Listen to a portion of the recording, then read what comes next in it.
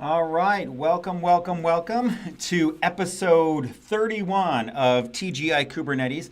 I'm your host today. I'm Joe Beta. I'm the CTO of a startup called Heptio.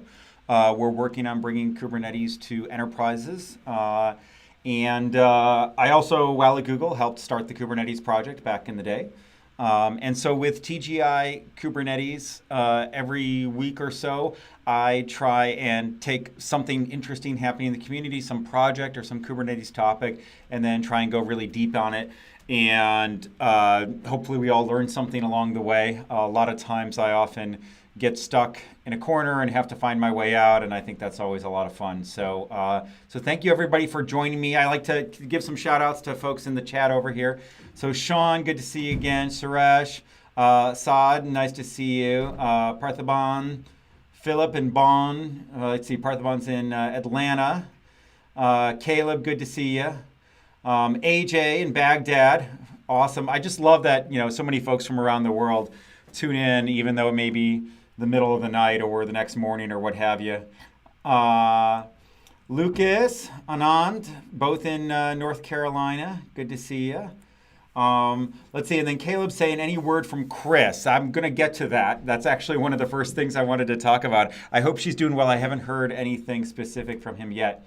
Oh, and Sadas, you're in, I don't know how to pronounce it, but I'm going to say Saad. You're in New York. Tom in New Zealand. It's definitely tomorrow there already. Living in the future. Amar, Grail in France. Apologies if I butcher your name. Mark in Australia, also living in the future. And then Elko in Holland. Awesome. Thank you, everybody, for joining. Thank you so much. So the topic today is a continuation of a series that I've been doing that have been looking at development tools and development workflows with Kubernetes. And so this isn't about deploying to Kubernetes, but more along the lines of how do you develop apps that are integrated with other things running on Kubernetes in a way where you get to have that save your file and then see how it works type of experience as easily as possible. And really, there's three different ways that that I've seen to do this, and this is the third. First of all, is the stream looking okay? I have like YouTube complaining at me, so let me know if the stream doesn't look good.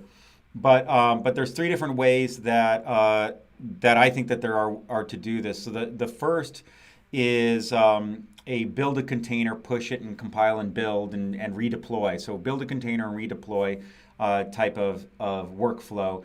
And that is, I think, Draft and Scaffold are two projects there. And we covered Scaffold already in the previous episode. I'm going to take Draft in the next episode. Another way to do this is to sync your file system back and forth. And so we looked at ksync. That was the first in this series that we took a look at to do that. And there's some other tools that are emerging that do some of this. And then the third way is to run locally, but bridge your network to what's happening inside of the cluster. And that's what we're going to be looking at today with a project called Telepresence. All right, so yeah, I was asking you all about, it's scrolling here. Sorry, I have to go down and check what's going on here. So we have Ilko in Holland, awesome. Bob in Bellevue. So I was asking if the stream's looking okay. Folks seem to say it's looking okay. Kris in Detroit, good to see you, Kris. Mozufer in Dubai, joining for the first time. Thanks for joining us. Lamadi, Anand, yeah, all right. So it looks like things are okay. Let me know if things start to go bad. So Anthony in London, Ibrahim in Saudi Arabia also. Awesome. Lucas in Poland. Francisco in Chicago. And I grew up outside Chicago in Glen Ellen. And then Federico in Gothenburg. Essie is Sweden? I don't know. My abbreviations are horrible. This is, American geography at its best, right? Slow frame rate voice is okay. Let's see if I can figure out what's going on there. Because the frame rate's going to be a problem. So let me set the bit rate up a little bit here. And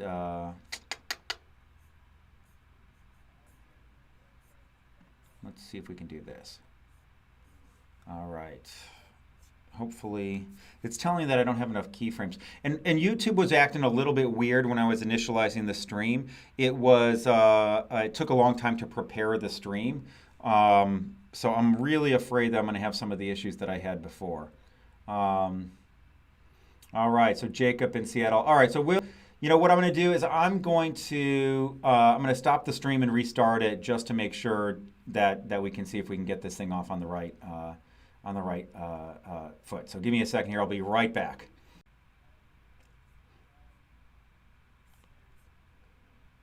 All right. Hopefully, I am back now for you all.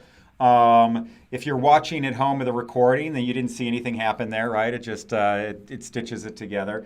So with that in mind, let's keep our fingers crossed that we're actually not gonna hit too many problems here. And I had some high CPU load running on my machine that sometimes screws up the stream also. But I don't see that happening now. So I don't know what's going on, man. This stuff is hard. All right, well, let's go ahead and get started. Let's see, let me switch to my screen and hope you... So first of all, our friend Kris is, she's taking a week of vacation this week. And let me see if I can make this a little bit bigger here. And she is a mountaineer, and she's doing a week-long course on Mount Rainier, which I can. It's hidden by the clouds from my office here. She's doing a week-long course on Rainier, looking at sort of avalanche issues and sort of like survival and sort of a really advanced course. And so a couple of days ago, she has this Iridium satellite GPS thing made by Garmin called the InReach. And a couple of days ago, she sent a message. She has it hooked up so that it goes to Twitter with her position, saying that she's having a good time. Apparently, it was snowing buckets then. And I think today was the day that they were going to try and plan and summit. The weather was looking a little dicey, so we're waiting to hear from her, and hopefully she was able to make the summit. And yeah, so she does want to do Everest at some point. But that's a big deal. And so she's trying to plan it out. You'll have to ask her about it. But she's definitely buying Everest class gear. So like almost every other day, she's like, look at the, leading up to this, she's like, look at the new gear that I have. So she's definitely buying the right stuff to get herself ready for that. But it's like, I don't know, like, below 0 Fahrenheit there. So it's like super cold, totally crazy. So let's hope that everything's going well for Kris. Yeah. So she's done all the 14ers in Colorado because that's where she was living before, and now she's climbing all the mountains out here around Seattle and beyond. Okay, so next thing is, and I'll include a link to this in the show notes after the fact, is that as part of an effort to understand how people are using different tools to describe applications, sort of like how do they manage their YAML and deploying YAML and understanding that tool space. We have this working group called Application Definition. And as part of that working group, Matt Farina, who's big in SIG apps and also has been involved in the Helm project for quite a while, really drove putting together a survey there. And so if you folks are using Kubernetes, if you have opinions about tools or want to share what you're using, please fill out the survey because I think that helps us understand the space a lot better. I think as the community grows, we find that folks are doing things that none of us really saw beforehand, understanding what's resonating, what's not resonating, that types of things, what folks are having trouble with is really important. So please fill out the survey. Hopefully it won't take you too long. So I feel like, did you ever watch, what show was it? It was Animaniacs. They had an episode like, would you like to take a survey? I don't know. I'm just showing my age here. So yeah, so really valuable. And the data gets published whenever we do these things in the community so that other folks can dig into it and understand what's going on. All right, so public service announcement there.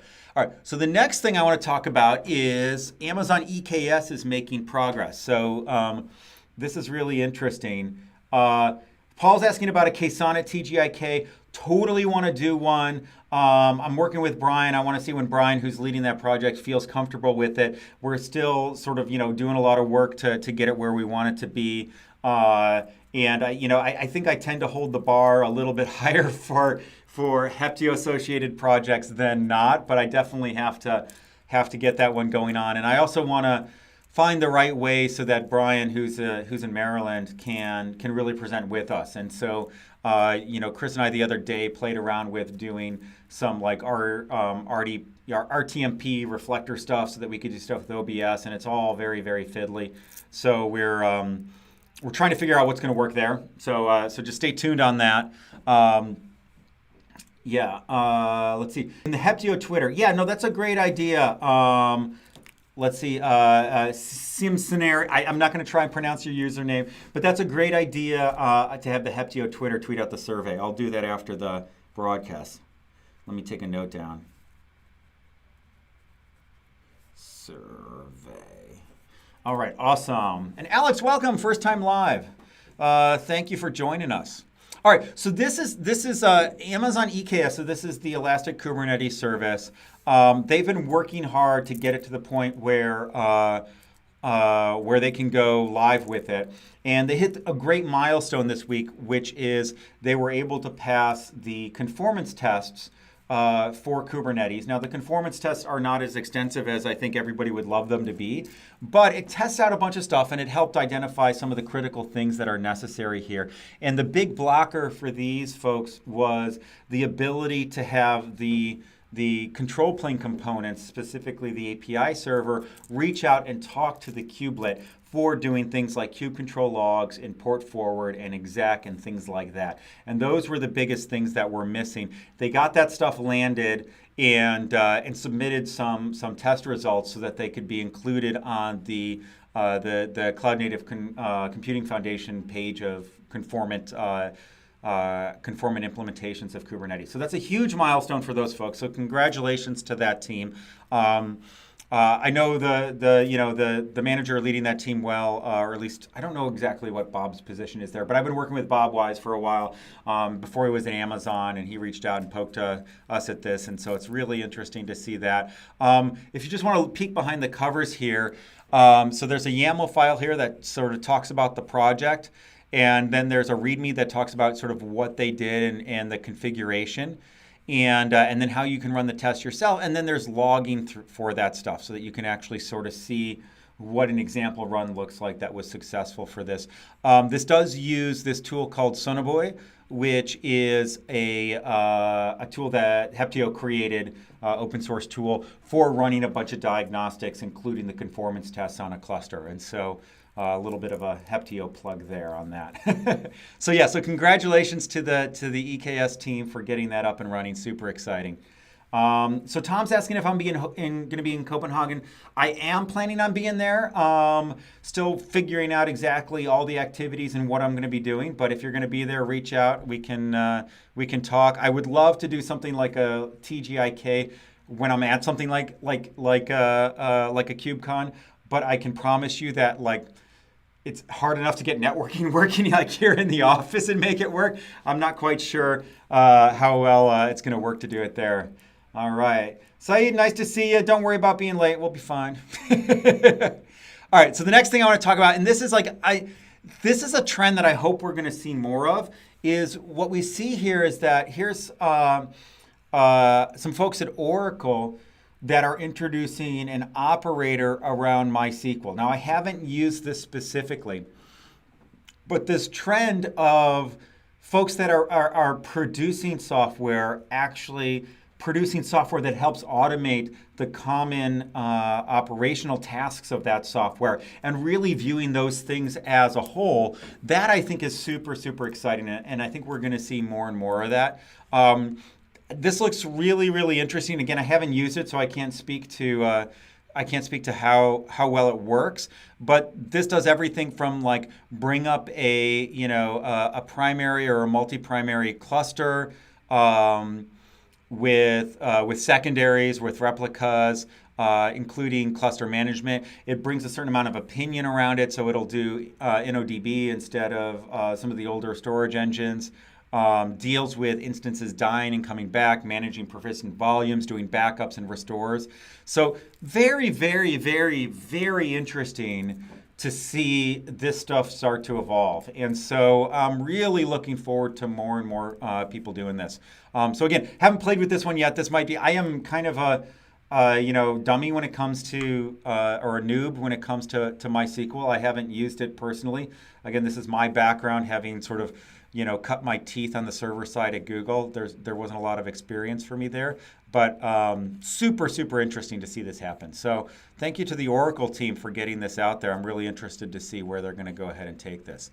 All right, and then the next thing I wanted to point out is a couple episodes ago, I did a whole thing on the dashboard and securing the dashboard. And a big part of that is how do you sign into a cluster, right? And we looked at tokens and we looked at certificates and service account tokens. But signing into a cluster or the dashboard, Kubernetes is a very pluggable and capable authorization system or authentication system. So this is authentication, not authorization. RBAC is authorization. This is authentication, sort of proving who you are to the cluster. And one of the things that I've been planning on doing for a while is doing a set of episodes or on TGIK on how to do single sign-on using DEX, which is a CoreOS project to be able to do that. And Joel here beat me to it and wrote a series of really interesting looking blog posts that have been hosted on, or articles that have been hosted on the new stack.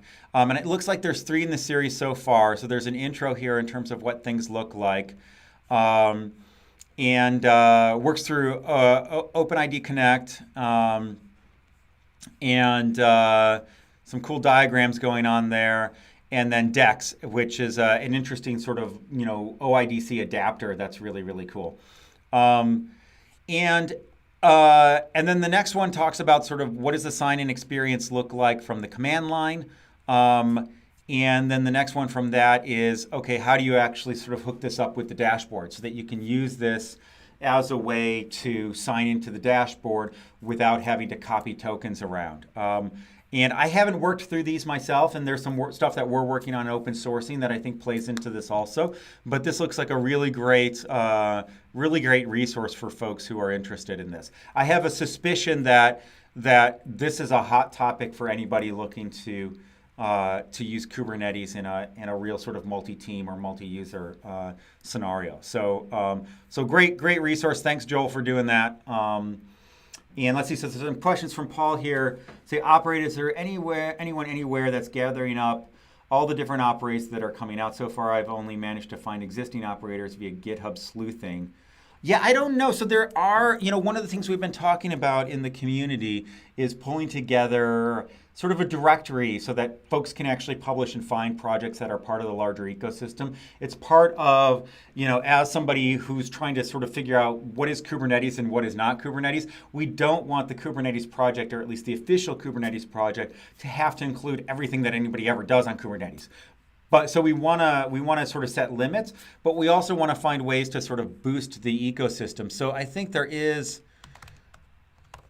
there's a couple of sort of like awesome Kubernetes and that start looking at these things to curate these, and I don't know if any of these have sort of been super up to date. So this one's 17 days ago, and so there's this one's 2 years ago, so I'm pretty sure this one's not up to date. So probably, there might be something here. Is there operators? Yeah, so there's a list of operators here, and including, it looks like it doesn't have the MySQL one I just pointed at here. So that looks really, really interesting.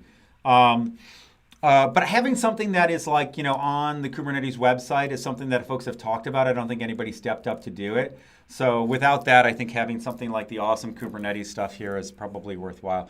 So yeah, so great question. Thanks for asking that. And then Abdel says, Joe, would you just in a quick talk a bit about volumes till now? None of the current solutions, even EBS, are giving me the 100% stability. Would make us sleep without doubting them. what is it you guys use? And then Paul says, have you taken a look at Rook? Started poking around, interested for handling PVs, Rook, Storage OS, etc. Still not giving us. So without getting some details on sort of where you're hitting problems, it's difficult for me to say. I think one of the things that I would say is that using PVCs with stateful sets, make sure that you don't hit the situation where you have two pods trying to mount the same EBS volume. It depends on which version of Kubernetes that you're on.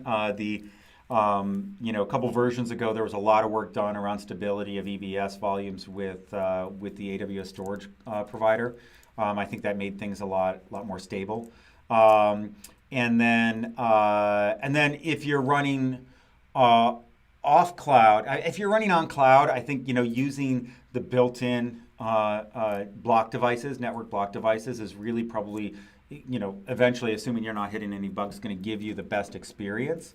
If you're running off cloud, there's a whole ton of solutions there. Folks in the comments here, Rook, Storage OS, OpenEBS, they're all ways to approach this.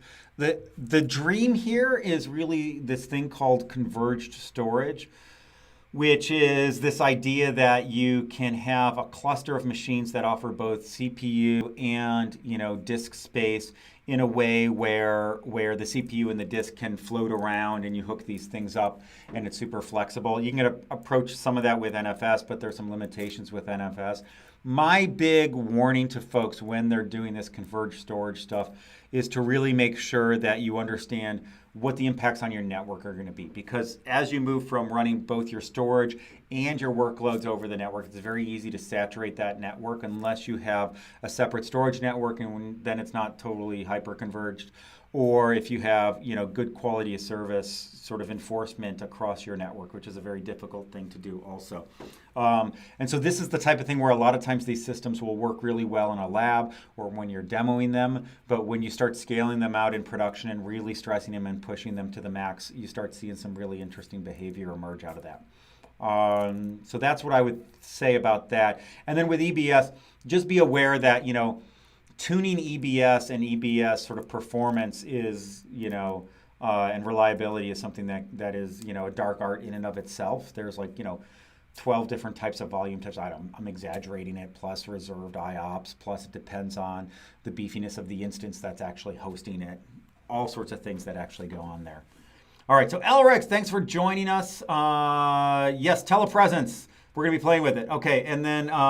So I did an authentication I did do some stuff on TGIK, but I definitely don't want to do some stuff where we set up OIDC and stuff like that.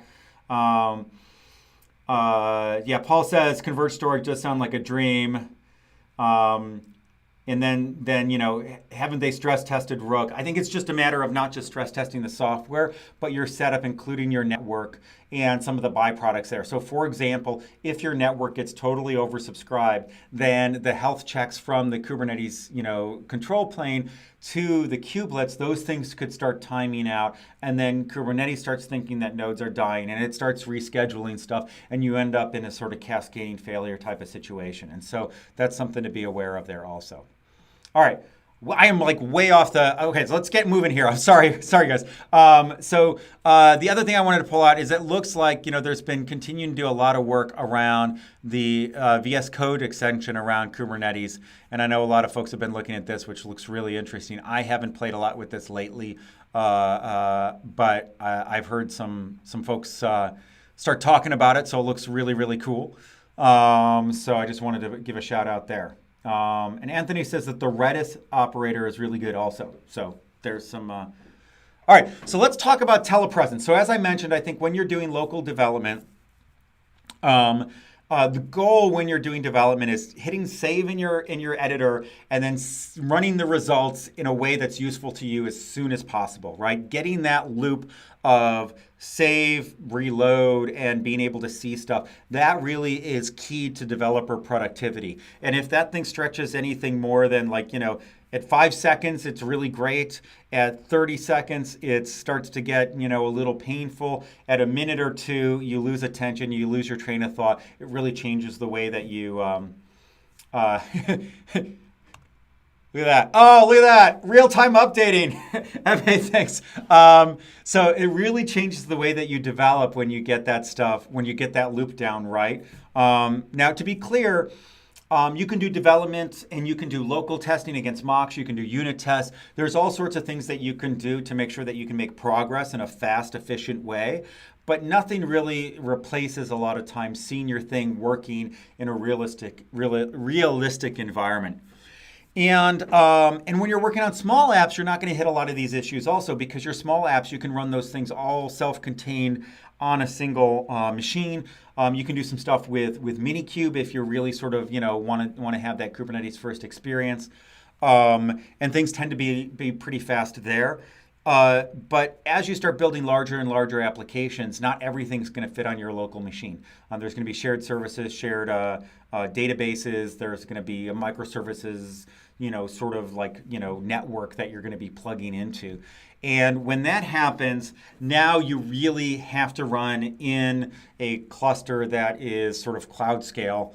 And like I mentioned earlier, the three approaches there are essentially doing an automatic rebuild and push and redeploy, synchronizing your disk state, and this works really well for interpreted languages or dynamically compiled languages like say Python and Ruby and such, or Node, or the last way of doing this is to bridge your network, and so that's what we're going to be looking at today with Telepresence. So I did a little bit of reading before this, but I'm still kind of new on this stuff. If you, let's see, if you go, it looks like there's some decent docs going on here. If you start looking at the docs, the important thing to recognize is that there are two different modes for Telepresence, three different modes really. But so one of them is a mode where it uses dynamic linking voodoo to try and sort of, skyhook some of the glib, glibc dynamic calls so that you can do this on a per process basis. And then but that works well for a lot of stuff, but it's kind of finicky and it's kind of smells bad. It does not work well for Go programs because Go tends to re-implement a lot of the stuff to insulate it from different environments. So part of Go, sort of like everything is static, everything is pure Go, means that it doesn't work as well with this. And then the other thing is to sort of do a VPN type of thing. The VPN type of thing does more mucking across your entire machine. So that's a little bit like, especially while I'm doing a live stream, we'll see if that mucks things up. So I may do something and lose y'all along the way here, but hopefully this will work well. And then the third thing is to do that VPN thing, but do it local to a container when you're running in Docker. So Paul says, my use case for wanting to find a better streamlined Kubernetes dev workflow, I have a bare metal cluster. I'm testing hardware network failure situations for financial applications. Oh, okay, very cool. Yeah, so testing against that is definitely useful. So now you can deploy and make sure that you understand what it's going to act like as you're running in a realistic way. Now the other thing that, and I didn't realize that Telepresence does, is it also does do some volume synchronization, but it's a little bit different from the ksync stuff in that it uses SSHFS, which is a fuse file system that sort of does stuff over SSH, and I believe it mirrors things from the cluster back onto your local machine, whereas with ksync we're really more looking at things going the other way. The end result here is what Telepresence does is tries to create an environment for your program running locally that looks like, as much as possible, that it's running in the cluster, while still giving you that immediacy of building, rebuilding, in a local disk where you want it, and debuggability, right? So this is, I think, works probably best with compiled languages where you tend to use a debugger, or where you have a lot of, local files. It'll work well with the dynamic languages there also. So that is my understanding of Telepresence. Now, Ebhe, looking at the commit logs, it looks like you're one of the main authors behind Telepresence. Do you think I summarized it well? Am I missing any huge features here along the way? Let me know if you think I'm misrepresenting things. But anyway, so let's get this thing installed. So what we're going to do here is, and I think I have Fuse already installed on this thing. All right, great job. All right, awesome. All right, so I didn't totally screw up my summary of the thing that I've never really used before. So there we go. So I think I have osxfuse installed. So what Fuse is, for those who are not aware, is it's a kernel module for doing a file system. But instead of having all of the implementation of the file system happening inside the kernel, what Fuse does is that every time you call into your file system, it essentially boots it back up to user mode so that you can have a regular old program running that gets sort of, laundered through the kernel so that it shows up like a file system like everything else. Yeah, I already had Fuse installed. That's good because it might require a reboot if I hadn't. So we'll do that, and then we're going to install socat, which is a what is the SO in socat stand for? Socket. So it's essentially a way of doing a netcat type of thing using sockets. Let's see. So let's see. We're installing the right version of Python and SQLite and all sorts of good stuff here. I have a fast internet connection. Hopefully, we're not saturating it to the point that where YouTube gets mad at us. Let's see. Okay, now we're installing Telepresence. Okay, so we have the glibc or the glib. We're getting the upstream version of that. All right, so we have Telepresence running. Woohoo! And now, what's the next thing I need to do? Boom, boom, boom. I think, let's see, kube control, yes. Python, I guess now yes. SSHFS, contract on Linux. We don't have that. Torsox for TCP injection. socat is used for the container thing. All right. So we got that up and running. So let's just run the example here, and then we'll try it. And then in terms of my cluster, kube control get nodes, I have a cluster, a 195 cluster running in AWS, kube control version, and I'm running a 110.0 version of kube control locally. This is using the quick start for Kubernetes by Heptio. That tortured name is due to the Kubernetes name usage restrictions from the CNCF. In fact, I think we asked them what we could name this, and then they actually said, I don't know. And then they took like a week, and then they came back and told us and updated the website with the usage restrictions. So there you go. So and then when like I said, so there's these two different methods that Telepresence does. The inject TCP is the glib thing, and then there's the VPN thing, and the VPN thing under the covers uses this thing called sshuttle, I don't know, like sshuttle, which is essentially a VPN over SSH type of thing. And I believe this then goes ahead and uses some stuff that most people don't know is like built-in SOX proxy stuff in SSH, but maybe it doesn't, and it does something different because there's this Tor proxy thing also that it uses.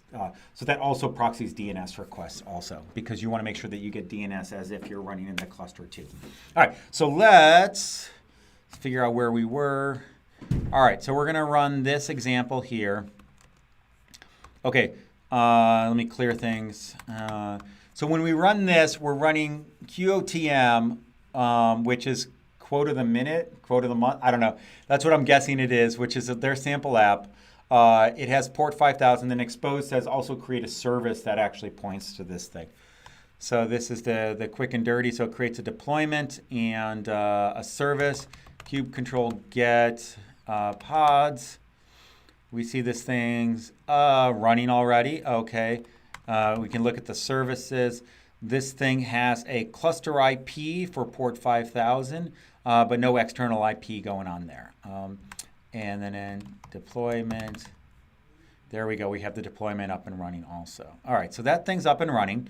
Now what we could do here, and this is easier with the 110 version of kube control, I was talking about this last week, is we could do kube control, port forward, service, QOTM 5000. And if we do that, and I bet if I go to localhost 5000, look at that. Nihilism gambles with lives, happiness, and even destiny itself. Nihilism. Must be exhausting. All right. A late night does not make any sense. Quote of the moment. It's probably the moment, because each time. There we go.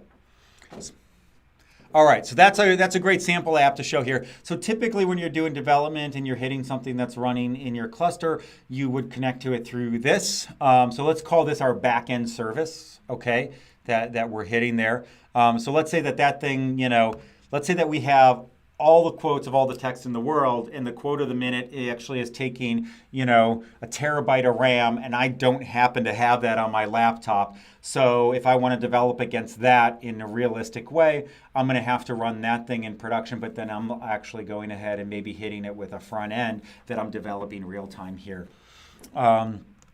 But I don't want to expose that to the network. So what I could do is I could go through and try and recreate sort of by hand all sorts of port forwards that create a simulation of what it's like to run my front end in my Kubernetes cluster, or I could go ahead and use Telepresence. So that's the idea there. So okay, so we got that up and running, and so now what we're going to do is this is the Docker run technique. So well, let's run telepresence help. And what do we got? We got all sorts of things. So I think one of the things that I'm a little bit confused about and I want to understand is the different type of ways of doing this. So we have run, which says run the specified commands. And then there's Docker run, which says run it in a Docker container and requires -- method container. And method, okay. So the method is inject TCP, VPN, or container. When you do Docker run, it assumes that you're actually using the container one, and it actually sets it there. So there we go. Okay, so let's do that. So this is using the doc. So this is good because this, I believe, I'm guessing, is the least intrusive in terms of sort of mucking with the rest of your setup. Let's see. Volumes are rooted in telepresence root. Okay, and then there's a hello around that. So this thing is downloading Alpine, right? Oh, it's asking for a password. Why is it asking for a password? That's not in the example.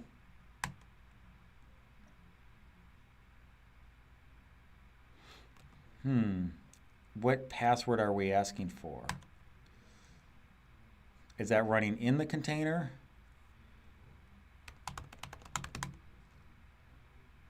Hopefully. Oh, okay. All right, this is a sudo for the sshfs. The fact that it's asking me there, and then I'm getting, you guys all can't see this, I got this. The installed version of Fuse is too old for the operating system. Please upgrade your Fuse installation to one that is compatible with the currently running version of Mac OS.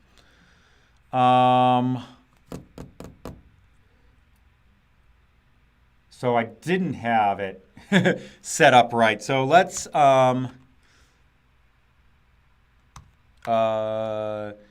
brew. I can do update osxfuse. I haven't used Fuse for brew upgrade osxfuse. Is there an option to say, hey, ignore the Fuse stuff? Method verbose. It doesn't look like it. Because Fuse sometimes can be a little dicey because it goes through. So yeah, okay. So that's the SSHFS. Ramakanta says so. You had to install Fuse to solve it. Abhay says that the Fuse failure isn't fatal. We can just go ahead and proceed. Okay, I'll have to debug that later. I'm not sure if we're going to get time to really dig into the volume stuff here. What is it? Is it called osxfuse? Let me go through it. Okay, we'll do that later. So what we're going to do now is if I run this, it's trying to do a bunch of that. Let's see if it asks me. All right, and every time I launch it, unfortunately, I'm going to get one of these things I have to click through. But we're off to the races and running now. Let's see, and then we can do, let's go through and add curl, because Alpine has nothing to begin with. And all right, and then we can do, and this is the cool thing, is that this is, so this is running on my local machine on my local Docker. And am I running Docker? Apparently I am. This is running on my local machine on my local Docker. But Telepresence is doing some voodoo to be able to create a tunnel between my local machine and my cluster, so that the local thing is kind of like has a networking setup and other things that make it appear as if it were running in the cluster. I can also do, if I look at, like, we also get a lot of the environment variables that you'll typically get when you're running in Kubernetes. A lot of these are legacy things. We really, most folks are using DNS to get at this stuff these days, but a lot of this was compatibility with very old versions of Docker, and so these things tend to sort of live forward. But there's also some telepresence specific things here, including sort of like where the root volumes are and stuff like that. Now let me go through, and I always have a hard time finding this. So if I do split horizontally with current profile, oh, I already had one running. So let's, this is left over from last week. Let me, let's see, if I set this up.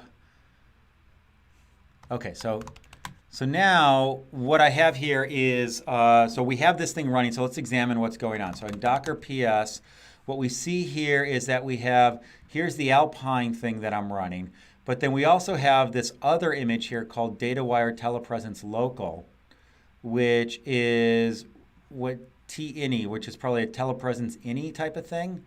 I don't know the Docker command line, so this is, can I go, if I do Docker inspect, what I can do here is, so here's the entry point. So it's running Python 3 with an entry point thing. So this is some Python magic going on in a container to be able to represent the local end of our thing. And if we do Docker PS, what I'm guessing here is if we look, and I'm not sure, I'm sure there's an easy way to do this with the Docker command line. But one of the things that we can see here, oh, here's all the args to this thing. Here's the proxy that we're passing to this entry point thing that says here's all the things that we want to proxy, all the different ports and such. What we're going to see is, if I bet you if we look at the Alpine one that we're running, is that it, here, let me do,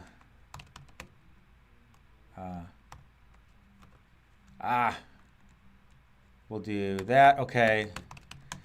So if we do this, my guess is that there's options when you do a Docker run where you can essentially say, hey, I want this thing. Yes, so here we see, so as Telepresence launches the Docker container for Alpine, it's joining the same network namespace as the thing that's essentially creating that VPN bridge.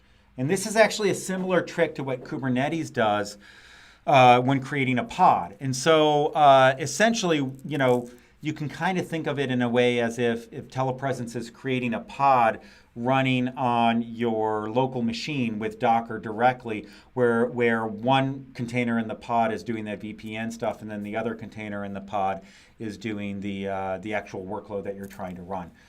So, oh, Slack, go away. Quit. So yeah, so that's how it's happening here. Now let's look at kube control get pods. What we'll also see is that here we see a Telepresence pod running there. And there's a deployment around that also. So if I look at that,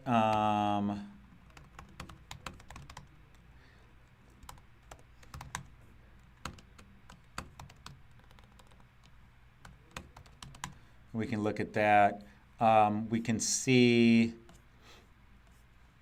there's, yeah, so this is running a Telepresence container on the Kubernetes side.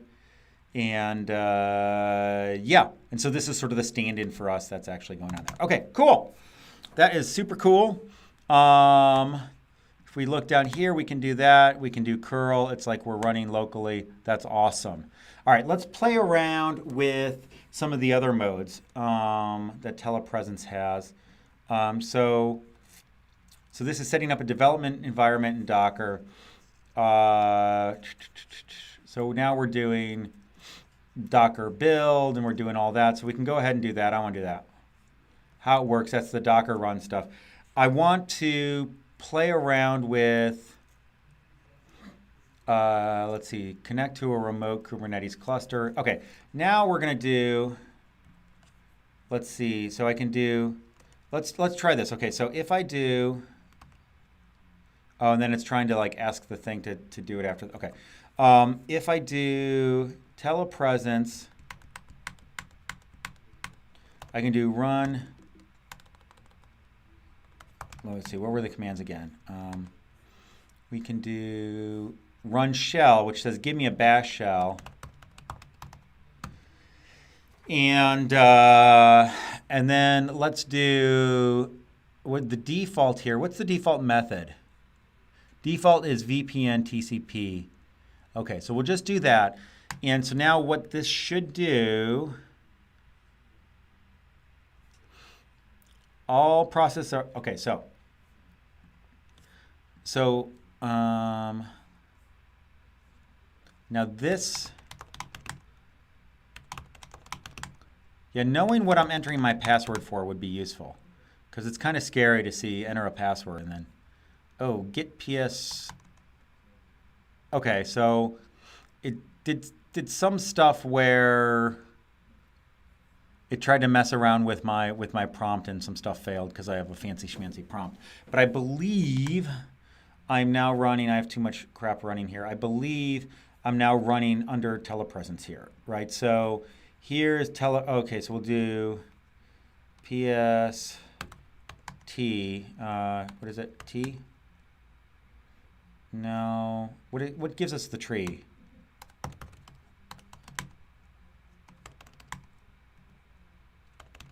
No, gosh, it's all BSD versus GNU confusion. All right, well, I'm not gonna like try and figure that out yet. But I think,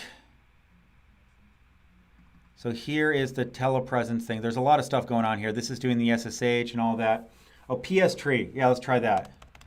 Do I have that installed? I do not have brew install PS tree. Let's ps-faux. All right.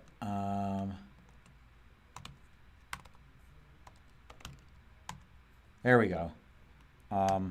You can see a bunch of other crap I'm running here. So I got a lot of stuff running. All right, but here's bash, and then that's running Telepresence, and then Telepresence is doing a bunch of stuff where it's doing some logs, some port forwards, and then here's setting up the sshuttle stuff to go ahead here, and then we're going ahead and doing this. Now, there were some warnings here that I want to go back and actually look at when we launched this. It says, starting proxy with method vpn-tcp, which has the following limitations. All processes are affected. Only one Telepresence can be run per machine, and you can't use other VPNs.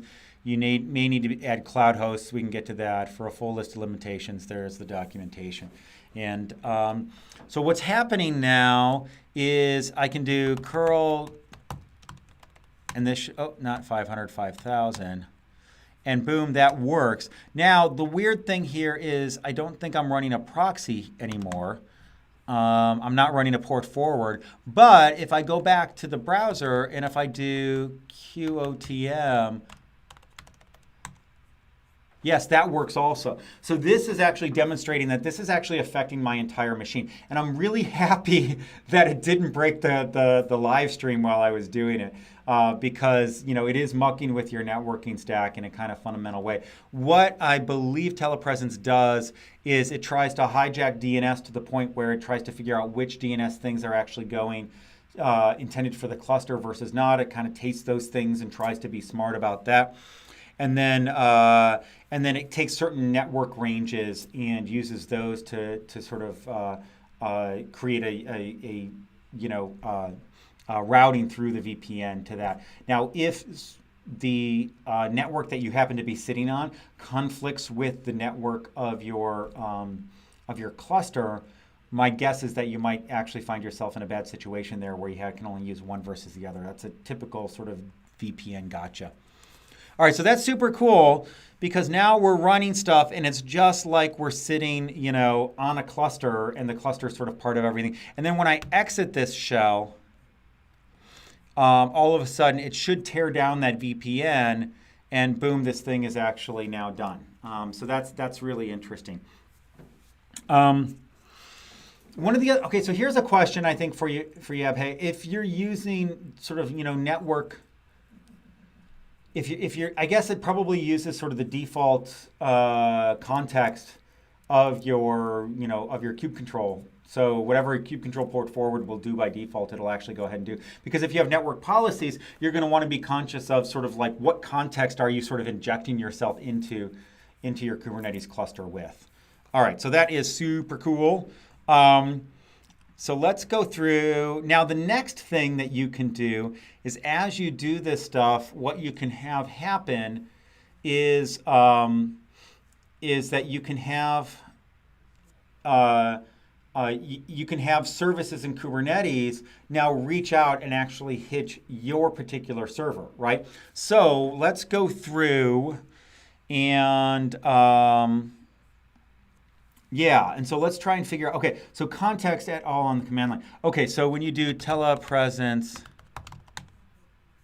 context, okay, so there you go. So you can say which namespace or which context you want to use. And then if you already have one, you can hook up to that. So there's some flexible things for being able to sort of like play with some of this stuff. And then you can do a swap deployment, swap out an existing deployment with the telepresence proxy swap. So that probably plays with labels to be able to sort of keep all your services working and you can sort of swap things in and out. That's really fascinating there also. Okay, so let's play around with this.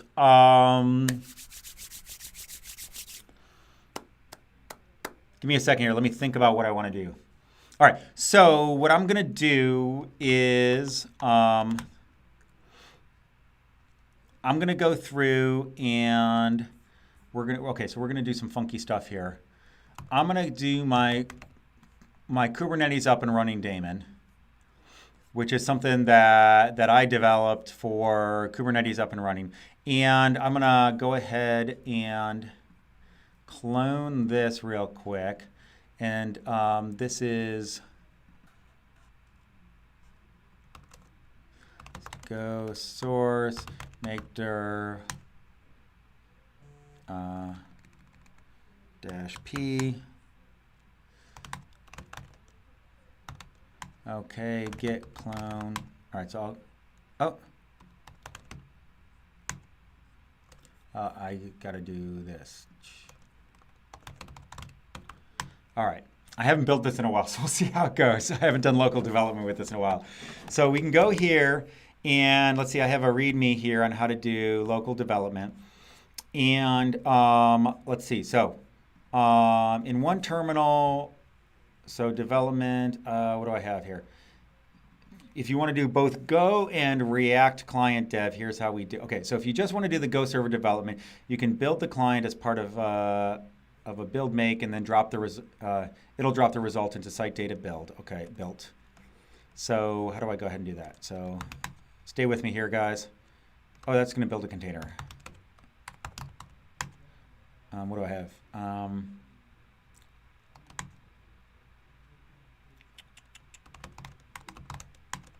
I think I can do npm install and download the internet, because that's how we roll. I should have done this before the live stream. I apologize. Okay, and let's see if this works, because I haven't done this in a while. And I can do, all right, we'll do that. Okay, so we'll do npm start. Actually, let me do this in a new tab. TGIK cd. Okay, so the interesting thing, I'm going to have two of these, two processes. Yeah, this is going to be really interesting. So let's see how things go. Okay, so I can do go source github.com, Kubernetes up and running. Kuard cd client. So okay, so the client is a React thing, and I can do npm start. So this thing runs on. So what this thing does is it runs a debug node server on 8081, and then it'll proxy all unhandled requests to 8080. And so what I'm doing here is I'm actually creating sort of, you know, the front end and the back end are running as two processes. Where generally when you're running this thing in production, you only run one. So this thing is up and running now, and if I go through and do, I have to set go path, export go path equals my TGIK go. And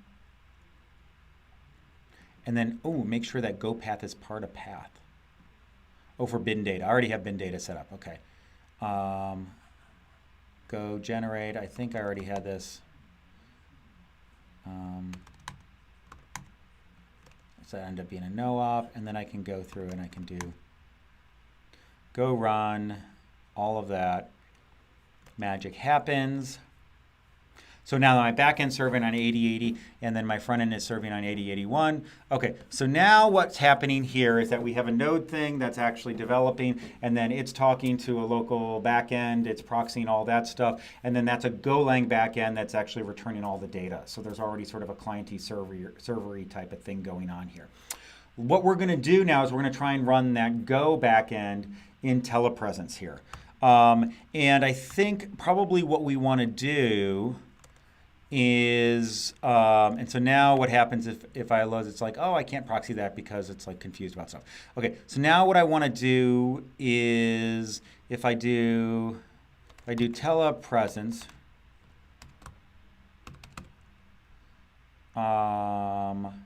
does that just, okay, so I want to do run, -- run. And then does it just take everything after that? Or it's going to get mad about this and ask me to.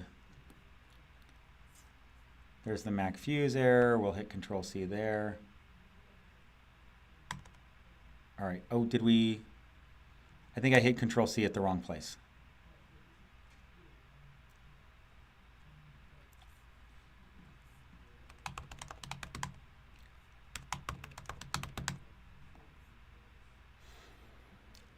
Boom, boom, boom, boom. Okay.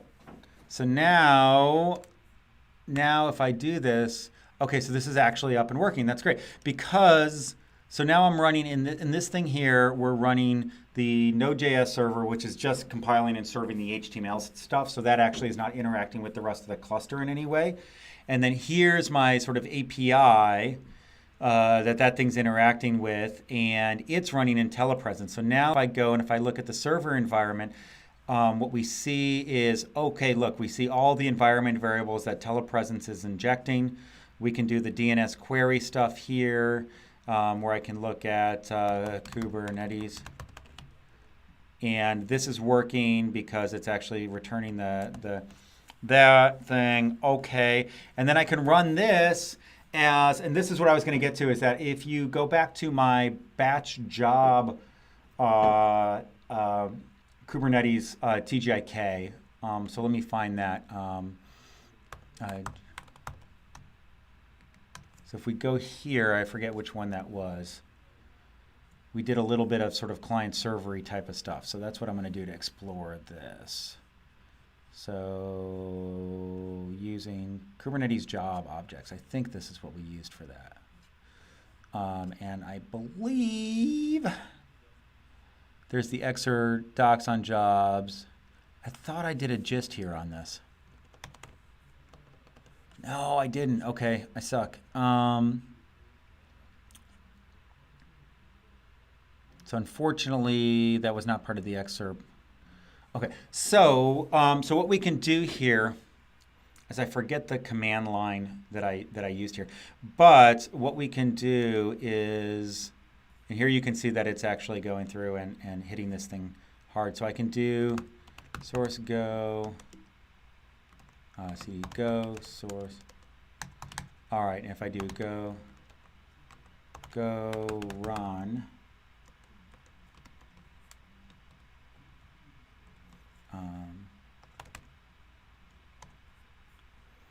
Where's my development here? So I believe we can run this in a sort of client mode. There's the memqueue server. Oh, there we go. Okay, here's what we wanted. So we want to do the workload, enable the keygen workload, and then we can specify the server that we're running this thing as to draw work items from, and then we can specify the queue to use.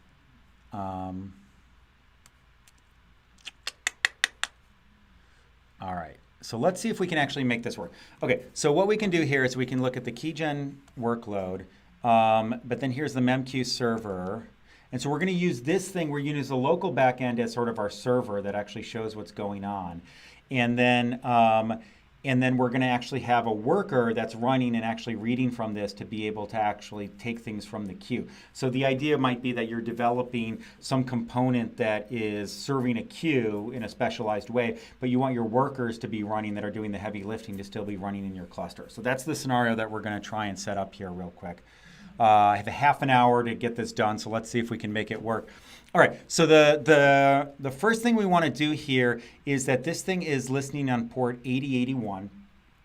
And we want to make sure that when we run this thing under telepresence, we're exposing that port 8081 to the rest of the world.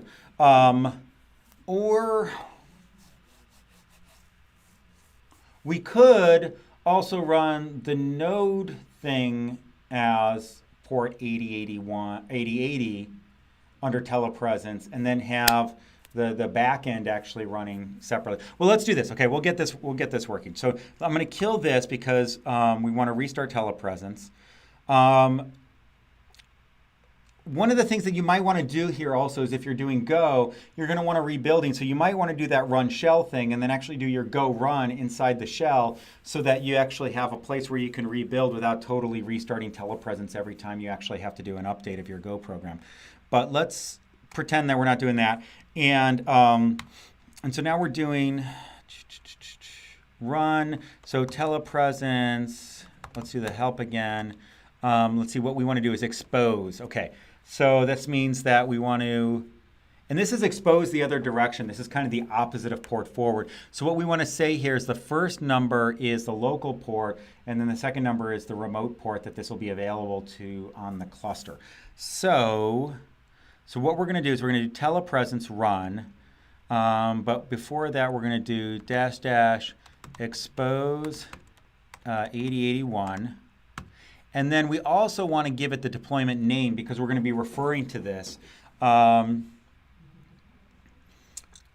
so we're going to do -- new deployment queue. We'll just call it queue. So if I got this right, okay, so it says forwarding remote port 8081 to local port 8081. So we'll do that. That's for setting up telepresence as it mucks with all of the packet filters and stuff like that. Okay, great. So now we have this thing running. We're hitting it here fine. If I go through kube control get deployments, I'll see that my thing is called queue, right? And we still run quote of the day. So now we actually make this thing be accessible and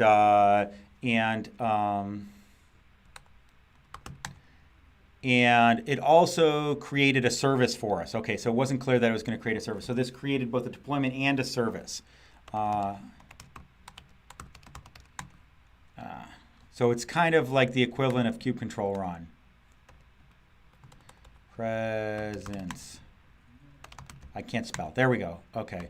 If I do help here, let's see. So deployment, the name of an existing blah, blah, blah. Okay, so our new deployment. Already running. Swap, new deployment. Create a new deployment. So this doesn't say anything about creating a service also. Exposed. Port number that will be exposed to Kubernetes should match port exposed in the existing deployment if using blah, blah, blah. By default, local. Okay. So if you want to listen on port 88 locally but exposed, then you do that. Okay. So I think this implies that it's going to create the service for you also, but it's not super clear there. Okay. So we got that up and running. So now what I can do is I can do a kube control run. And if I go and I look here, so one of the things that we can do is we're just going to launch a pod here.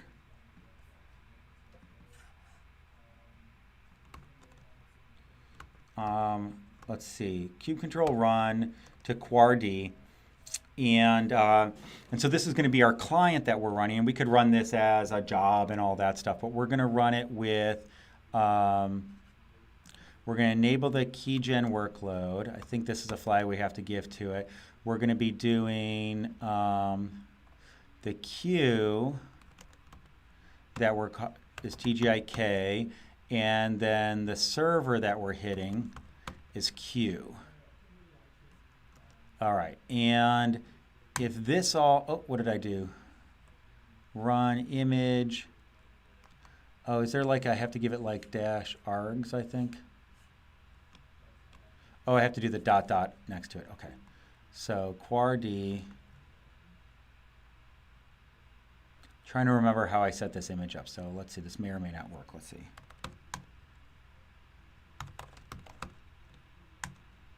Get pods.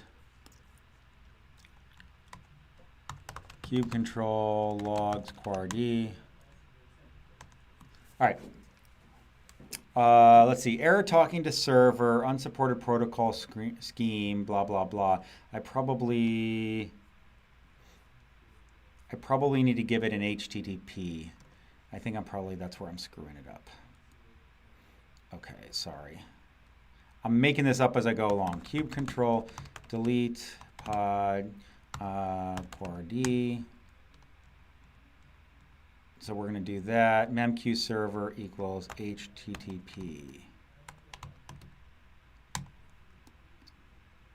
Oh, kube control. What?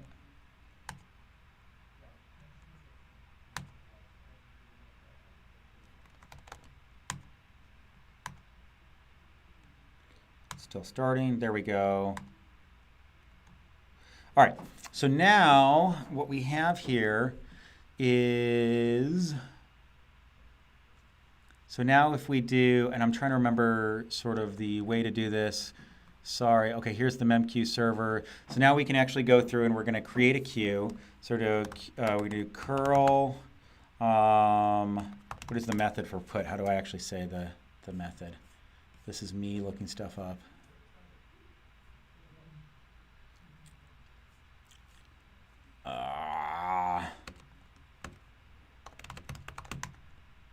FTP, any auth, that doesn't help. Get, no, G dash get. Okay, so no. Verb, no. What is the command for curl to say that I want you to do a put? I always forget this every time. I'm waiting for somebody to actually tell me what it is in the chat here, if you're all paying attention anymore. Connect config. I always forget this. Manual method net. No buffer output. X. That's right. It's X. Capital X. Where is it? Let's find it. So there we go. Request command. Who would call it command, right? It's a verb. It's the HTTP verb. It's probably because curl also supports like FTP and Kermit and stuff. Okay, so I can do curl-x put to localhost 8080 and then queues and we can call TGIK. Oh, and it's telling me page not found. What do I need to do there? Oh, is it? I think it's like API. Oh, it's relative to memqueue server. Sorry. I'm glad I wrote documentations for myself. Memqueue server. Boom. Okay. So now if we go back here, we can see here we have a queue. And then I can do curl. Oh, and I forget the keygen workload. I think we can just put random stuff in there. Curl-x, and it just becomes a token. I can do post and queue. Body is plain text. Okay, post, and then oh, and then how do you give the post data? Ah, all right. The post data. I wish I should have created a gist when I did this stuff before. Post data, post data. Craig's looking at me trying to figure out if I'm done with this stuff. Let's see, that's dump header D, dash D data, data ASCII. Can I just put it on the command? Like, I think I can just do dash E to, okay, so let's try dash D foo to, and then I call it enqueue. Boom, boom. Let's create a lot of these. And I can see there's 5 of them enqueued. So that's working. And that's, so this is a queue on my local machine, so I can be debugging this and stuff like that. Oh, Paul's got my back here because he looked it up from, you might have remembered it from Kubernetes up and running. So we can go ahead and do that. But here, we'll just create a whole bunch of work queues here.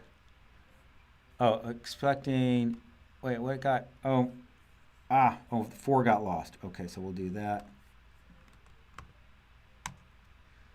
Syntax error near, okay, that, what's going on here? Okay, let's pull this up.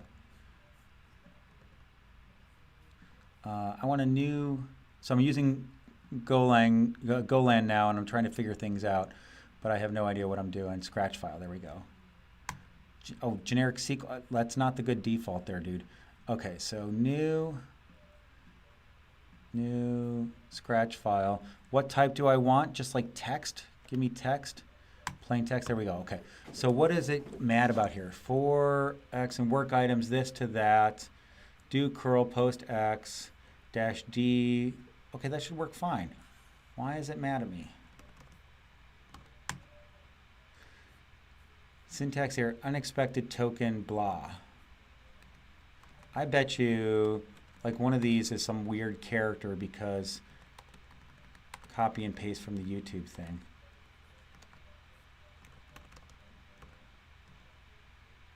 All right, well, I'm not going to muck with that now. Okay, so so if things are, okay, so something's broken here.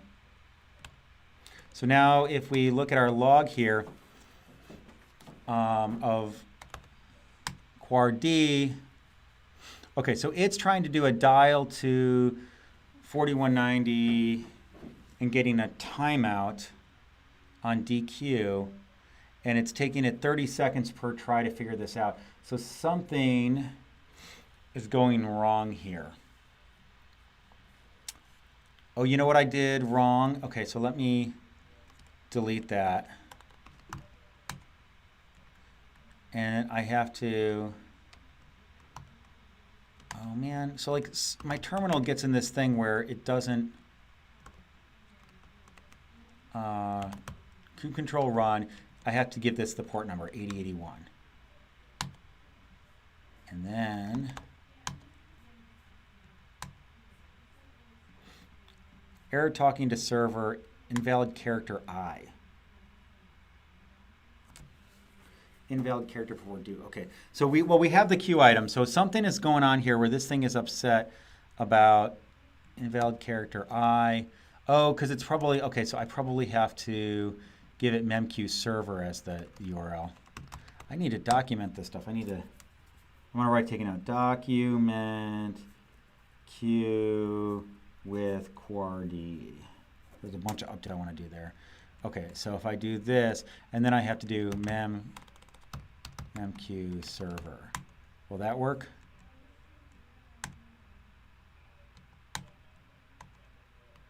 No.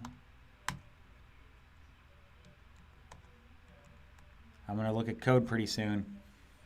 Okay, the memq queue, keygen enable, memq server. Why is it saying invalid character I looking for beginning of value? Sorry, all this. I'm going to debug this real quick and see what's going on here. So when we try and do a dequeue, memq name, so this is start work.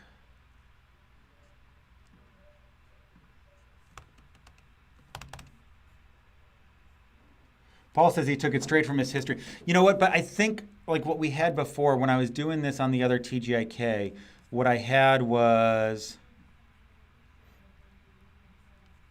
I don't think I have the YAML files for, here's what we do. Yeah. Okay, so I know Brennan did this. So if we go here and if we look at examples, and here we go, job, parallel. Oh, look at that. Here's the, no, that's the job one. Here we go, job consumers. This is the one we want here. So you have to do HTTP q : memq server is that, and then keygen enable, and then the memq is called that. Okay, so that should work. Invalid character I looking for beginning of value. So let's try kube control dash ti exec, or exec ti to kuard bash. This is, let's run,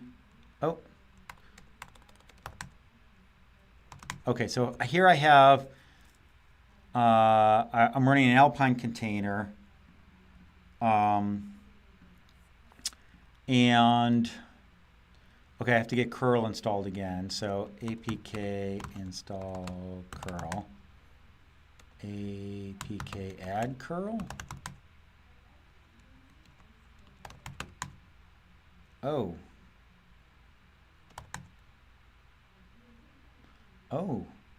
this is fascinating.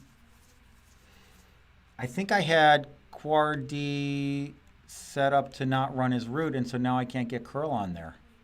And I am like yak shaven today. Kube control.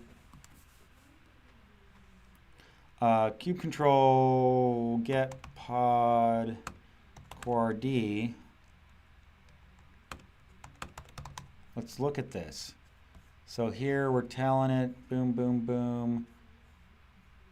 All of this stuff, kuard name. I think, I'm sorry about this, guys. I think if I look at the Docker file for kuard. Oh yeah, look at that, I'm running as nobody. So my security is getting in my way. So this is an interesting thing. Okay, so little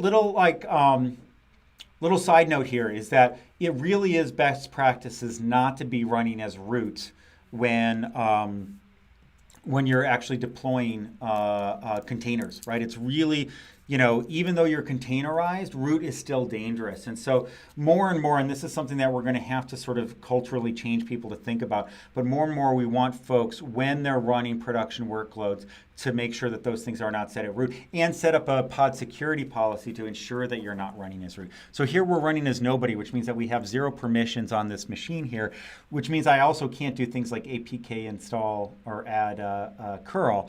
Now, is there an option, kube control exec help in exec to actually say, no, there's no way in exec to actually say, I actually want to run as this separate user. So I'm kind of dead in the water in terms of being able to do that. But what I can do is I can do a kube control run, let's see, we'll do TIRM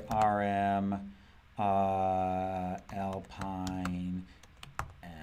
Does that work? Run like, oh, I have to do, okay, so I have to do, image equals Alpine. This is sort of like a Docker run.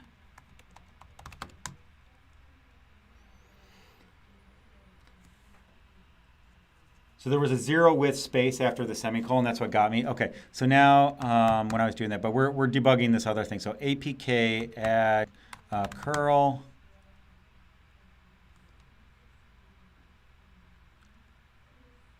apk update add curl. Oh, I'm doing weird things. Okay, so but let's see. We had the instructions here. Add no cache. Huh.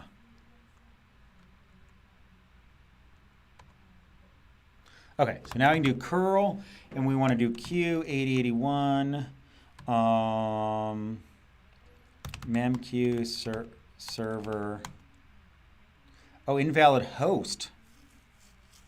Oh, this is fascinating. I'm getting invalid host. That's why actually, that's where that I is coming from. Invalid host header.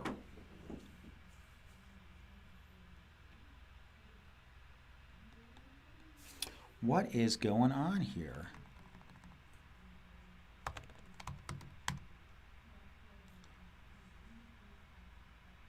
Yeah, curl-v. Let's give it a -v.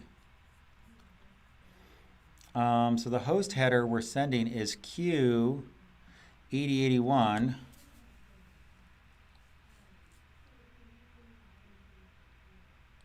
Why are we getting an invalid host header?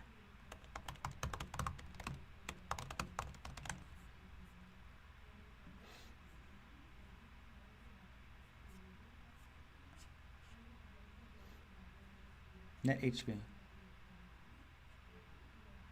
It's a React.js thing. Now was React.js, oh wait, was that, Oh, that's fascinating. Okay, so I'm trying to hit the React.js, and then it was going to forward to it. So I actually wanted to do 8080, not 8081. So that's actually what got myself. So I had the Golang program running on 8080, and then I had the Node React thing running on 8081. And it would normally work for a lot of this stuff, but apparently the host header is really confusing React when it's running in debug mode. And so apparently somebody else was hitting this too. It might be like, okay, so I'm not going to debug that. So what I'm going to do though is, okay, so I'm going to exit out of this. I'm going to kill, I'm going to delete kuard, and then I'm going to run it again. And I'm going to do 8080, but that's not plumbed through, but that's okay. Right? Because I'm going to actually go through now, I'm going to actually kill Telepresence again, and I'm going to tell Telepresence that I want to expose 8080, not 8081.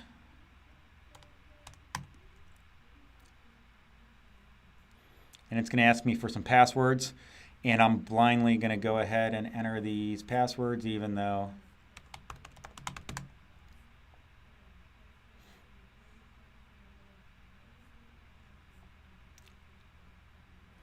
and if all works well, okay, so boom, there we go. Now our UI here should be up and running. It says no queues created. Okay, so that got deleted. So now what we can do here is we can do a curl-x put. So we're creating the TGIK queue. Now let's see if we can actually do that. You said that you all said that there was something after the semicolon that was causing problems. Maybe it's this semicolon. Oh, look at that. There was some weird stuff going on there. Okay, now we're going to do that. And, oh, not there, up here. There we go. Oh, it says does not exist. Okay, no, we wanted to do localhost 8080. Oh, the queue is TGIK. Okay. Let me...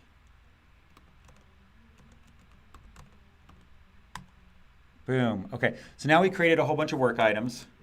And now if we see, oh, and look, 4 or 5 of them have already been dequeued. So what we see here is kube control get pods, kube control logs kuard. And we can see that, Okay, so this is really, really cool. So what we have happening here is we're running a queue, sort of a, okay, so the problem here is that when you have like a microservices type of mesh, and you're developing against this, if you're doing front end stuff, it's actually pretty easy because you can use your production backends, you can do front end, the front end stuff calls in there, and you can run that sort of on a disconnected network because your network is really only going one way. The tricky thing is if you actually have a mesh of microservices calling each other and you're trying to do something that's sort of in the middle of that mesh. Because if it's in the middle of that mesh, you need to integrate it into your network both coming in and going out. And that becomes more and more difficult. You can't just sort of set up some sort of load balancer or, you know, hit your production backends. And so being able to sort of swap in a piece of a microservice network and have that, you know, and be able to develop that locally is really, really interesting. And that's essentially what we did here. So we have the queue server running locally on my laptop, but the thing that's actually the workers that are doing the dequeuing, those things are running remotely on my cluster. And so that, you know, and then furthermore, like the thing that I'm running could then use, you know, call back out to other things in my microservice network to be able to call things. So that's a really, really cool example of sort of like, and I think that's really where telepresence comes into its own because, you know, you could very easily, you know, do a bunch of hackerama around setting up port forwards and using different sort of, you know, DNS names to try and find your things with, you know, variables and config files and stuff to sort of approximate running in Kubernetes, but actually having things that are running in cluster calling your service, that's where things really get tricky. So yeah, so we got that working. That's super, super cool. All right, so I'm running down the clock here. I think we're pretty much at time. Thanks for bearing with me. I should have had the all the commands and everything for the queue stuff already done. I didn't realize it was going to go there, but once I sort of wanted to demo that feature, I wanted to see if I could make it work with this stuff. So feedback on telepresence. So I think telepresence is super, super cool. The fuse requirement is, and I totally understand why it's interesting to have the fuse stuff because you want to be able to develop in, you know, when you mount volumes and everything else, you really want it to feel like you're using the cluster in, you know, in as similar a way as possible. But fuse is a really tricky thing. So being able to make that a command line flag where you can choose whether or not you want to actually do fuse would actually be good. I'd love more feedback on why I'm getting asked for my password and which password it is and what it's for, because that's a little bit scary for me. It's a little bit wacky that I'm running this thing as a program and it feels like it's local, but when you're doing that VPN thing, it's actually doing some machine-wide configuration. It almost feels like telepresence running in that VPN mode should really be, you know, some sort of daemon type of thing, and it'd be really sweet. And I know this is a lot of work, so it's easier said than done, but it'd be really sweet, like say on the Mac, if you had like a menu bar extension and you could actually say, hey, I'm running telepresence and I want to actually sort of like, you know, configure sort of how my machine actually looks in the target cluster would be really interesting also. And then you could run, then when you run workloads under telepresence, they would say, hey, I know, you know, here's the daemon, let me reconfigure some of the exports, some of the forwards, and then set up the environment variables appropriately. So that would actually be cool. Paul says, for what it's worth, I wasn't asked for my password when I just ran it through demo. Maybe on Linux with sudo is Thomas's thing. So yeah, maybe it's just a Mac thing. That could be it. Let's see. So that's really cool. We didn't get a chance to play with the glib sort of SOX proxy approach to things also, but I think it really is interesting that telepresence has these different modes of being able to approximate this stuff. That machine-wide stuff would really be interesting also because I'm just trying to think like if I was using like say a Java IDE, would I run my entire Java IDE under that, or would I configure my build so that every time I do a build and run, I want to actually run it in telepresence? Well, that's, you know, bringing up telepresence and setting up those tunnels can be a little bit slow. So, and I think maybe that's why if we look at telepresence, if I look at the deployment, the name of an existing deployment where the telepresence image is running might be worthwhile. So maybe, and maybe that's documented and I didn't actually see it in the documentation, where you can sort of like, amortize the cost of running the telepresence server side and just reuse that from a bunch of different programs. That would be interesting also. Minikube, using it with Golang, connecting to the cluster. So yeah, so I think, it would be really interesting to see a flow of like, hey, I'm using Eclipse, right? I'm doing Java development and I want to use telepresence with that. How do I go through and make it so that when I do my runs, it's as seamless as possible without having to have, the sudo and the startup time and all that? Because I think this type of technique really lends itself to when you're building big images, Java, right? Building big jars, when you're used to using a debugger, when you really want that interactivity, I think it really plays to that. So seeing integration with things like IDEs would really be cool. Abhay, so this is just quick feedback. I mean, take it or leave it. So Fuse optional, sort of like the pseudo stuff, yeah, and then the daemon stuff for the VPN would be really, really interesting also. And I think the scenario there, walking through it with a Java IDE, pick Eclipse, pick IntelliJ, whatever it is, and being able to say, look, now we're at this point where we can do debugging, and I'm debugging a local Java program that's actually hooked into some sort of service mesh would be really, really cool. So yeah, okay, so yeah, so I always make things harder than I need to when I actually do this stuff, but hopefully you all appreciate me, learning with me, and I appreciate all the help that folks on the other end in the comments are actually giving me too, because I think that's a lot of fun to sort of see where things take us, where we actually explore this stuff. So that's all that I'm going to do for today. I think we're pretty much out of time. Telepresence is a really interesting tool, especially when you're dealing with heavier, more compiled languages. I think it really comes into its own with that two-way communication of both being able to call to the cluster, but also having the cluster call you, which is very, very, very cool. So Abhay says that we should write a blog post in the demo because IntelliJ already works well. So and I suspect that it does. But I imagine there's probably some tricks to configuring it to make it work really well that I think, getting that documented would really help folks out.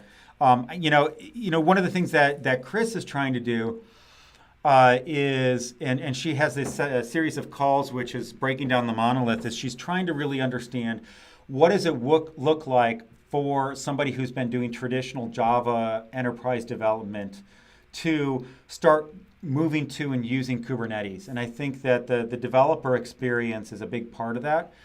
And I think, out of the tools that we've looked at so far, my gut is that Telepresence is probably the best fit for that type of development flow. Now, I think that there's probably, if you're doing Node or Python or other types of flows, there might be other tools that actually work better for that. I think the synchronization, the file sync up stuff looks really interesting there. So I'm going to be on vacation next week, so there's going to be no TGIK with me next week. Me and the family are going to be hiking the Grand Canyon. I may or may not live through that. We're actually gonna head down in one day, spend 2 nights at Phantom Ranch down at the bottom, and then spend 2 days hiking back out. We're doing this with the 12-year-old and the 9-year-old also, with like the big backpacks and everything. So hopefully I'll live through this experience and I'll actually come and we'll do another TGIK the next week. Kris is up on a mountain. If she lives through that, and I haven't seen any, hopefully, I'm sure she's doing fine. She may want to sign up to do a TGIK in my presence. I haven't cleared that with her yet, so I don't want to promise anything to anybody. But thank you all for tuning in. If you enjoyed this, go ahead and share it with other folks, please. Let me know what's working, what's not working. The next TGIK that I'm planning on doing, we're going to be looking at Draft, which is a auto compile and redeploy workload, type of approach to solving this problem. So thank you everybody for watching, and have a great weekend if you're just starting your weekend or if your weekend's already underway. And I will see you all in 2 weeks. All right, thank you very much.